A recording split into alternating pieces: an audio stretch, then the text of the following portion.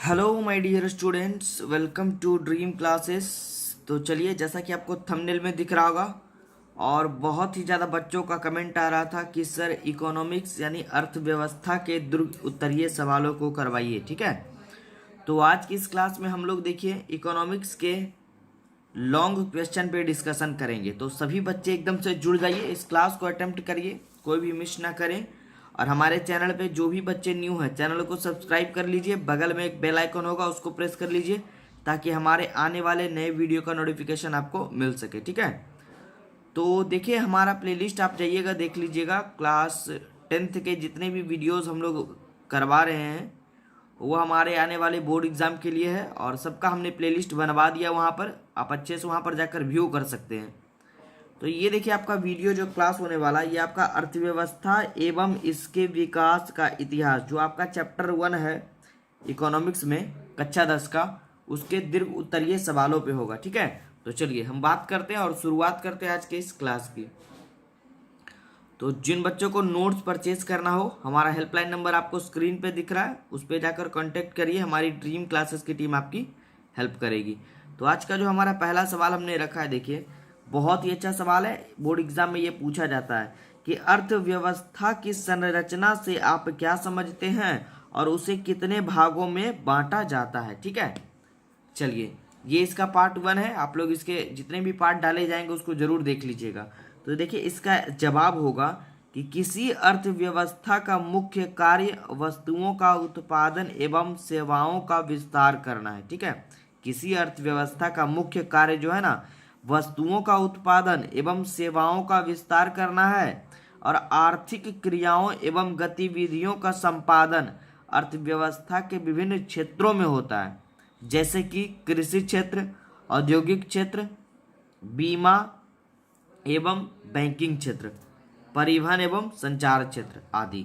ठीक है, उसके बाद आपको इसमें लिखना है कि इन आर्थिक गतिविधियों को सामान्यतः 3 समूहों में बांटा जाता है। ठीक है, ये क्वेश्चन थोड़ा लंबा जाएगा क्योंकि ये दीर्घ उत्तरीय सवाल है, ये आपके एग्जाम में 5 नंबर का सवाल पूछा जाएगा। तो आप लोग अच्छे से नोट्स बना लीजिए, रट लीजिएगा, समझ लीजिए अच्छे से टॉपिक। देखिए कितना सटीक जवाब लिखा हुआ है हमारा। ठीक है, तो एक एक टॉपिक हम करवाएंगे, आप लोग हमारे चैनल पे बने रहिए।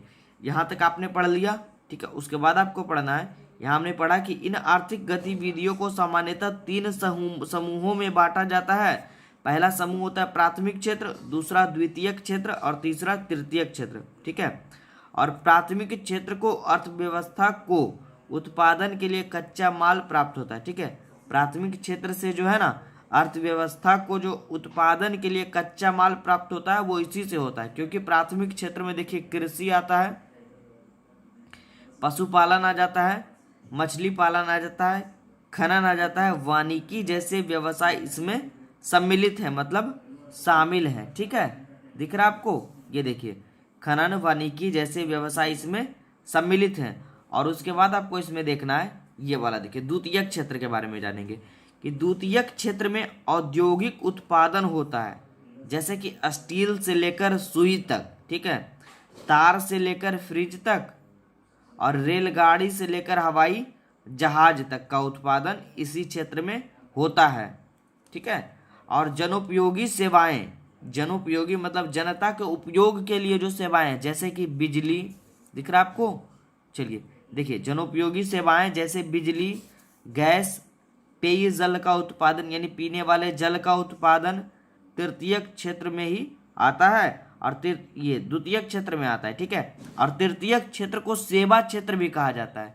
सेवा क्षेत्र इसलिए कहा जाता है क्योंकि संचार सेवा, परिवहन सेवा, बैंक एवं बीमा सेवा, स्वास्थ्य सेवा और देखिए नीचे देखिए शिक्षा सेवा, व्यापार, बिजली वितरण इस क्षेत्र में सम्मिलित हैं और ये अप्रत्यक्ष रूप से उत्पादन की क्रिया को प्रभावित करते हैं। दिख रहा है आपको, ये देखिए उत्पादन की क्रिया को क्या करते हैं, ये अप्रत्यक्ष रूप से उत्पादन की क्रिया को प्रभावित करते हैं। मतलब मूल रूप से आपको याद रखना है कि हमारे जो यहाँ पे देखिए, आपको फिर से हम थोड़ा सा कर रहे हैं डिस्कशन यहाँ पर, प्राथमिक क्षेत्र, द्वितीयक क्षेत्र, तृतीयक क्षेत्र में इसको समूहों को बांटा गया है। और प्राथमिक क्षेत्र में आपका आ जाएगा कृषि, पशुपालन, मछली पालन, खनन, वानिकी जैसे व्यवसाय इसमें सम्मिलित है। और द्वितीयक क्षेत्र में आपका आ जाएगा देखिए, स्टील से लेकर सुई तक, तार से लेकर फ्रिज तक और रेलगाड़ी से लेकर हवाई जहाज तक का उत्पादन, है ना, उत्पादन इस क्षेत्र में होता है।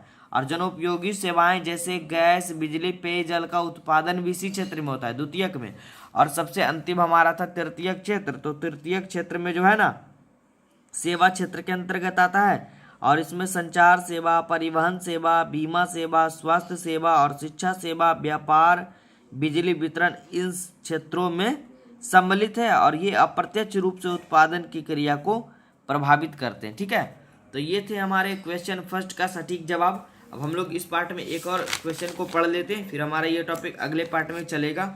देखिए, आज का हमारा दूसरा सब ये क्वेश्चन जो है वो देखिए दिख रहा है आपको, कह रहा है आर्थिक विकास क्या है और आर्थिक विकास एवं आर्थिक वृद्धि में अंतर बताइए। बहुत ही बेहतरीन सवाल है, इसको VVI लगा लीजिए, बोर्ड एग्जाम में कई बार ये पूछा गया है। ठीक है, तो इसको आप अच्छे से पढ़ के जाइएगा। तो हमारा ये लॉन्ग क्वेश्चन का सेशन थोड़ा लंबा रहेगा, लेकिन हम समझाने का आपको प्रयास करेंगे और आपका एक एक टॉपिक क्लियर करवाएंगे। ठीक है, चलिए, तो क्लास में अंत तक बने रहिएगा। जिन बच्चों को हमारे हैंड रिटेन नोट्स की आवश्यकता है वो हमारे हेल्पलाइन नंबर पे कांटेक्ट करके इसको परचेस कर सकते हैं। क्लास 10th के नोट्स के लिए आप हमारे व्हाट्सएप नंबर पे जुड़ जाइए। ठीक है, चलिए, दिख रहा होगा आपको नंबर। तो यहाँ पर इसका जवाब जानेंगे हम लोग। सवाल क्या था कि आर्थिक विकास क्या है और आर्थिक विकास एवं आर्थिक वृद्धि में अंतर बताइए।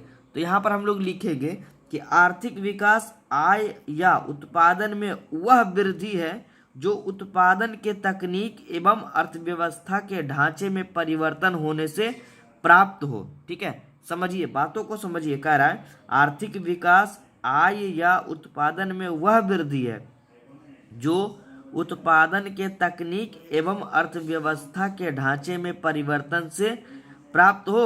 उदाहरण के लिए हरित क्रांति एवं भूमि सुधार के कारण कृषि उत्पादन में हुई वृद्धि को हम आर्थिक विकास का सूचक मान सकते हैं। ठीक है, और यहाँ पर देखिए फिर आपको बोलना है, लिखना है कि आर्थिक विकास का मुख्य उद्देश्य अर्थव्यवस्था के सभी क्षेत्रों में उत्पादन एवं उत्पादकता को बढ़ाना है और इसके लिए अर्थव्यवस्था के निष्क्रिय संसाधनों को गतिशील किया जाता है। ठीक है, गतिशील किया जाता है, जहां आर्थिक वृद्धि संसाधनों के संवर्धन से आसानी से प्राप्त की जा सकती है। और फिर इसके बाद इसमें लिखना कॉमा देकर कि वही विकास की एक विस्तृत और जटिल प्रक्रिया है। ठीक है, इसके बारे में जानेंगे, विकास के बारे में, क्योंकि विकास के उद्देश्य में प्रति व्यक्ति वास्तविक आय में वृद्धि के साथ साथ गरीबी, अशिक्षा, कुपोषण और शिशु मृत्यु दर आदि में कमी भी शामिल है इसमें, है ना। और अतः विकास कल्याण एवं जीवन की गुणवत्ता से संबंधित है। ठीक है, इसमें कहना है कि अतः विकास कल्याण जो है ना एवं जीवन की गुणवत्ता से संबंधित है। विकास जो है कल्याण एवं जीवन की गुणवत्ता से संबंधित है। और सारांश में हम यह कह सकते हैं अंत में कि आर्थिक वृद्धि शब्द का प्रयोग विकसित राष्ट्रों के लिए किया जाता है, जबकि आर्थिक विकास का व्यवहार विकासशील राष्ट्रों के संदर्भ में किया जाता है। फिर इसमें थोड़ा सा और लिखना है एक चीज कि अतः यदि धनी देशों की आय बढ़ती है, मतलब अमीर देशों की आय अगर बढ़ती है तो यह आर्थिक वृद्धि है, और जबकि निर्धन देशों की आय बढ़ता है।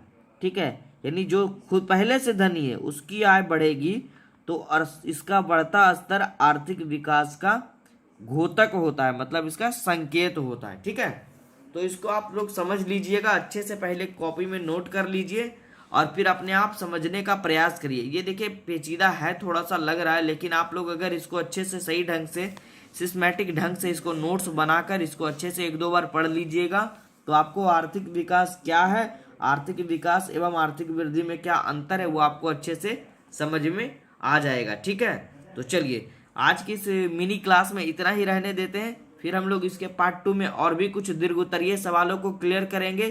तो बस आप लोग बने रहिए, अपना सपोर्ट हमारे चैनल पे बनाए रखिए ड्रीम क्लासेस 9th 10th पे। और आपके जितने भी भाई बहन दोस्त वगैरह हों जो कि इस बार बोर्ड एग्जाम देने वाले हैं उनको हमारा ये वीडियो शेयर कर दीजिए, ठीक है। तो चलिए आज की इस क्लास में इतना ही, तब तक के लिए ऑल द बेस्ट, बने रहिए। और हमारा हेल्पलाइन नंबर आपको दिख रहा होगा, किसी भी तरह की अन्य जानकारी के लिए हमारे हेल्पलाइन नंबर पे कांटेक्ट करिए, ठीक है। और ज़्यादा से ज़्यादा इस क्लास को शेयर करिए, और अगर वीडियो अच्छा लगा हो तो लाइक का बटन ज़रूर दबाइए, ठीक है। चलिए।